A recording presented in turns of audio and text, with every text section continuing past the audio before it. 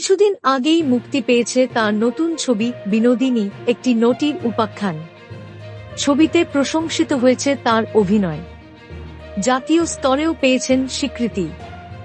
সবকিছু চলছিল ভালোই, হঠাৎই কাটল তাল। গুরুতর অসুস্থ হয়ে হাসপাতালে ভর্তি হলেন অভিনেত্রী রুক্মিণী মৈত্র। আর সেই ছবি শেয়ার করতেই চিন্তার ভাঁজ অনুরাগীদের কপালে। সম্প্রতি সোশ্যাল মিডিয়ায় একটি ছবি শেয়ার করেন রুক্মিণী। ছবি দেখেই বোঝা গিয়েছে হাসপাতালের বেডে শুয়ে তা তুলেছেন অভিনেত্রী। তার এক হাতে স্যালাইনের চ্যানেল করা, সঙ্গে অভিনেত্রী লিখেছেন, হাল ছাড়া যাবে না, লড়াই চালাচ্ছি। হঠাৎ হাসপাতালে ভর্তি হতে হলো কেন রুক্মিণীকে? কি হয়েছে তার? জানা গিয়েছে কিছুদিন ধরেই জ্বরে ভুগছেন রুক্মিণী।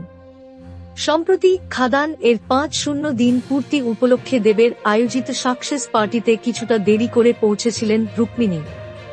সে সময় থেকেই তিনি জ্বরে কাবু ছিলেন বলে খবর। শনিবার রাতে অসুস্থতার কথা সোশ্যাল মিডিয়ায় জানিয়েছিলেন অভিনেত্রী। তারপরেই হাসপাতালে ভর্তি হন তিনি। জানা গিয়েছে শারীরিক দুর্বলতার কারণেই রুক্মিণীকে হাসপাতালে ভর্তি হন তিনি। রুক্মিণীকে হাসপাতালে ভর্তি হওয়ার পরামর্শ দেন চিকিৎসক। এদিকে বিনোদিনী পরিচালক রামকোল মুখোপাধ্যায়ও হাসপাতাল থেকে রুক্মিণীর ছবি শেয়ার করেছেন। সঙ্গে তিনি লিখেছেন, তুমি একজন যোদ্ধা রুক্মিণী। আমাদের ছবির এই সংলাপটা মনে আছে? এই জেদটা কোনোদিন ছাড়িস নে, হরি গুরু গুরু হরি। সঙ্গে তিনি আরও লিখেছেন, ওই দুটো রামধনুর কথা মনে আছে। হাসপাতালে ভর্তি রুক্মিণীর মনোবল বাড়িয়েছেন রামকোল। তবে জানা গিয়েছে জ্বরের কারণেই দুর্বল হয়ে পড়েছিলেন তিনি। তবে এখন তিনি অনেকটাই স্থিতিশীল আছেন। অনুরাগীরাও প্রার্থনা করছেন রুক্মিণী যেন দ্রুত সুস্থ হয়ে ওঠেন।